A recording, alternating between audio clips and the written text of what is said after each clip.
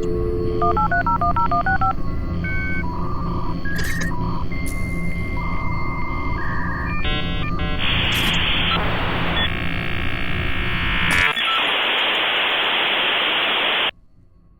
everyone, today I'm going to do a video that I've been meaning to do for some time actually.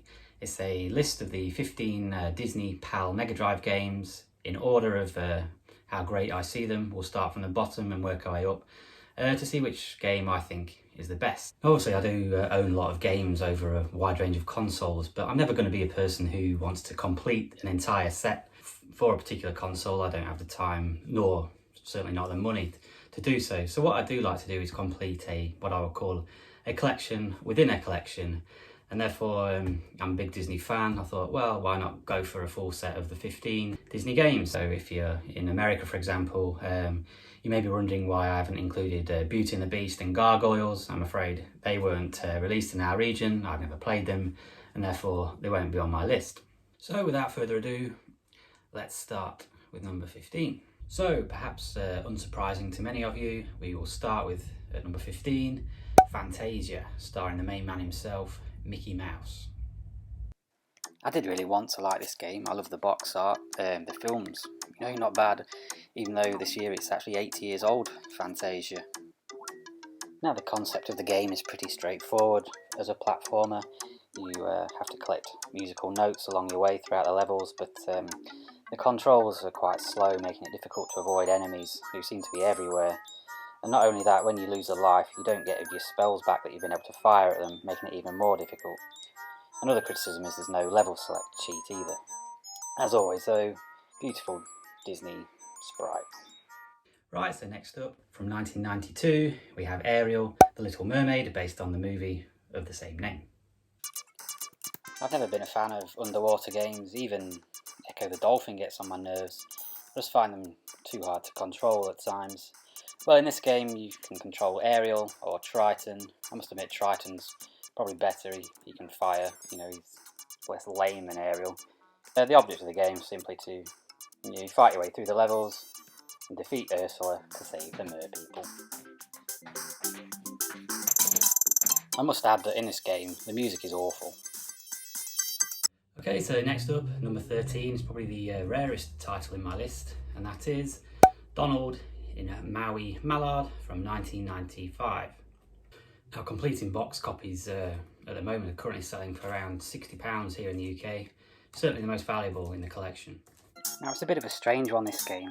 In some regions it's known as MAUI Mallard in Cold Shadow, and bizarrely in North America there were no actual references in the game to the phrase Donald Duck, despite it being launched at Epcot in Walt Disney World. Anyway, the aim of the game is to save the island you're on by recovering a mojo idol, and there's 8 levels. They have a password feature, so you'd have to complete it in one sitting at least.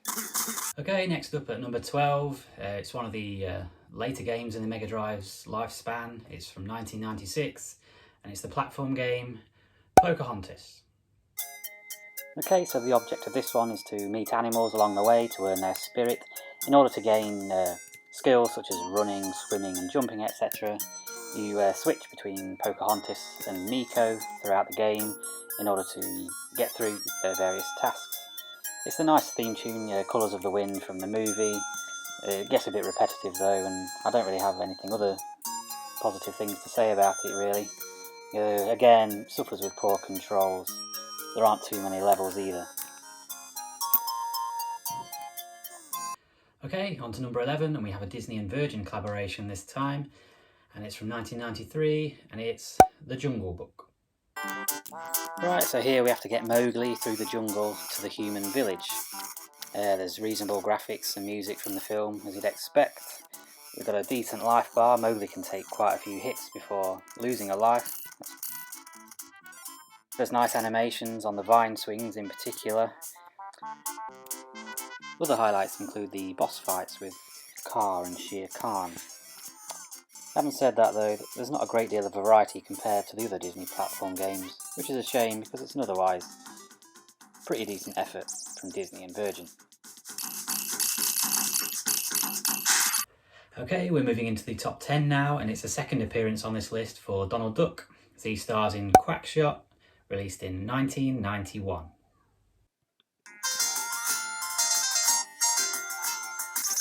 Now I know a lot of people love this game, but for me I don't feel it's aged as well as some of the other Disney games from around the same time. It's a little bit slow and clunky at times, and the music's quite irritating. Also the levels are fairly basic and quite short at times too. In the game's favour though, at least you get a choice of 3 levels at the beginning of the game to choose from, and also there's an inventory element of the game which you're required to collect and use objects, which you don't find in the other platform games. Okay, at number 9, it's another Disney and Virgin collaboration. It's from 1996 and it is Pinocchio.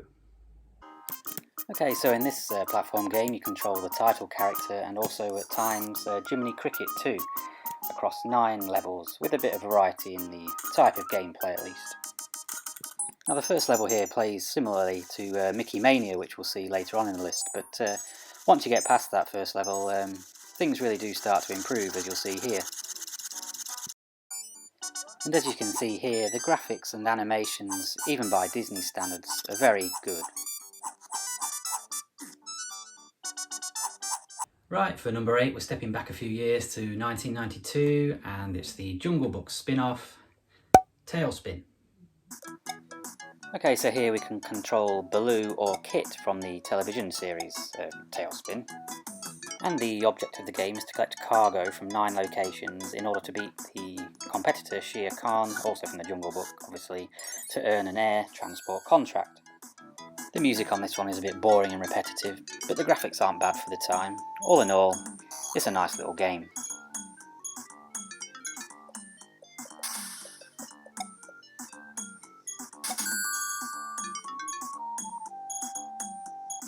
And so at number 7, it's a second appearance for Mickey Mouse on the list, and it's 1994's Mickey Mania. Now the concept of this game is great. You progress through the levels as Mickey did throughout the ages, beginning here on level 1 as Steamboat Willie, onto the Mad Doctor, all the way through to the present day, or what was the present day, of course, in 1994. I must say this game is probably the biggest and the best sprites of all the Disney games. Some great variation in terms of the levels, and actually there's a whopping 24 levels to play through in all. My only real criticism of the game is that I actually find some levels quite tricky, even on easy mode. But the fact that this game received a makeover for the next generation PlayStation 1 in terms of Mickey's Wild Adventure is testament to this game.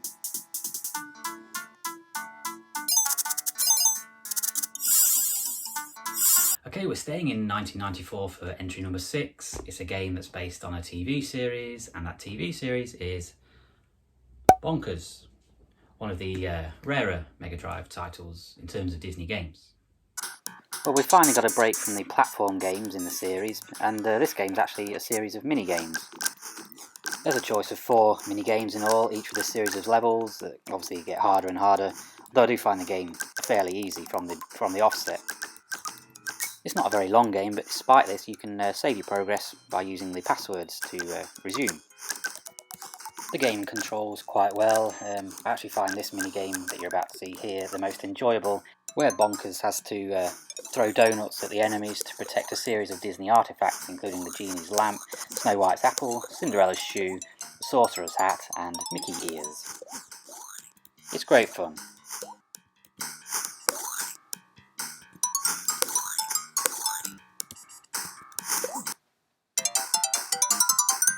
Right then, into the top 5, and we're going back to 1992 for World of Illusion, starring Mickey Mouse and Donald Duck. The second game in the Illusion series had 2-player capability, so you could have Mickey and Donald playing simultaneously, or if you're on your own you can play as Mickey or Donald. It doesn't matter which character you choose to play as, Mickey and Donald both have the same jumping distance and the same attack in terms of the cape.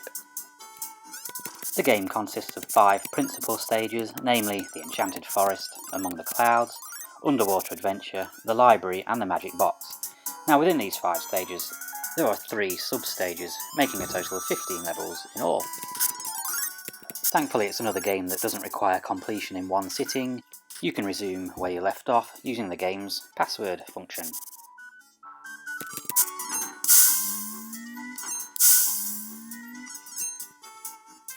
You won't see better graphics anywhere on a 16-bit platform in 1992, I assure you of that.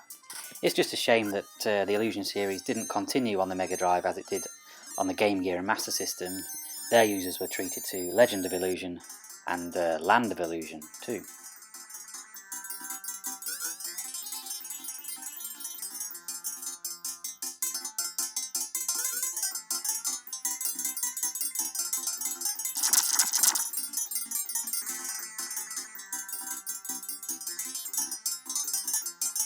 Okay, we're at number 4 now, and it's a third Disney and Virgin collaboration. It's one of the very few 24 megabyte cartridges on the system, and it is The Lion King. Now this game follows the wonderful story of the movie, and likewise you begin as a young Simba, progressing throughout the levels to him becoming an adult. You also get to control Timon and Pumbaa in the bonus stages, which are accessed by collecting bugs during the main levels. What made this game great was the music all the way through the game to the final battle with Scar. The famous and brilliant Stampede level here really showed off the Mega Drive's capabilities, and was one of many levels that made it more than just a typical platformer.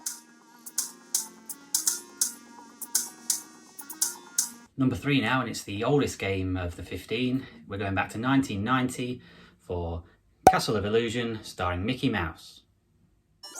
Now I'm sure some of you prefer World of Illusion that we've already looked at, but the fact that this game has been remade in recent years for iOS shows how great it is, even 30 years on. Coming so soon in the Mega Drive's lifespan, it really set the bar high for future Disney platform game releases. The graphics in this game are stunning throughout. I find it hard to believe that they're actually 30 years old. As for the music, that's great too. The only criticism I could have of this game is that there's only 5 levels before the final boss, which is a fight against the evil witch Miserabelle. The previous 5 stages all end in a boss battle against one of her henchmen.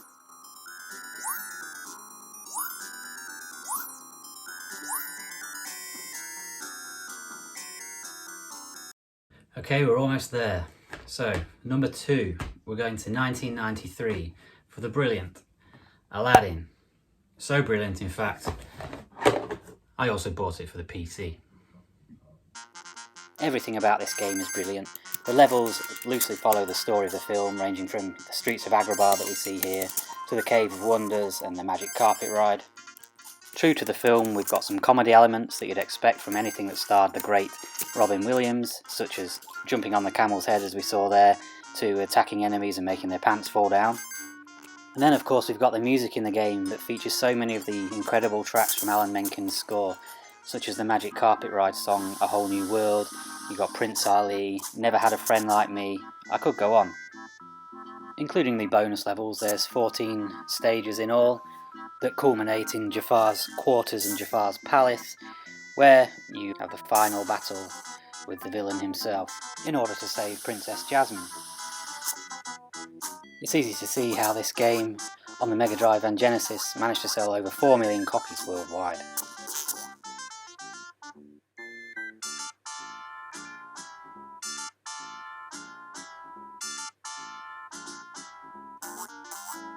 And there we have it. All that's left for me to do now is to introduce to you my number 1, which, if you haven't already guessed, is from 1995, and that is Toy Story.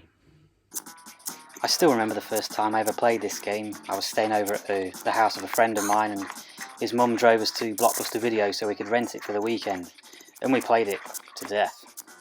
Now, like Aladdin, the Mega Drive version of this game is often compared to that of the SNES, but I have to say the Mega Drive version is better.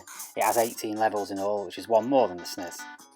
And in those levels there's so much variation. Obviously you've got the typical platform levels, but as you can see here, there's the RC racing car level, which is kind of similar to Micro Machines. The majority of the game is played as Woody, but you also meet so many of the other great characters along the way, such as Buzz Lightyear and Rex. And the game features so many of the great settings seen in the film, such as Andy's house, Sid's room, and Pizza Planet. All this, and I haven't even mentioned yet the incredible first-person Doom-style maze level, where it's a race against a clock to find so many alien toys and return them to their home, which is the Claw. As with several of the previous Disney games I've already mentioned, we do have the password feature here, so you can come back and complete the game at a later stage or return to your favourite levels. And that reminds me, I still haven't shown you the Woody and RC racing level yet. Here it is, one of the greatest levels in the game. To me, the pre-rendered 3D graphics of this game still look as great as they did 25 years ago. And there we have it. I hope you enjoyed this countdown. Please feel free to comment what you agree with, what you disagree with, what I could have done better, and what you'd like to see in the future. And of course, don't forget to like and subscribe to my channel. It'd be much appreciated. Take care.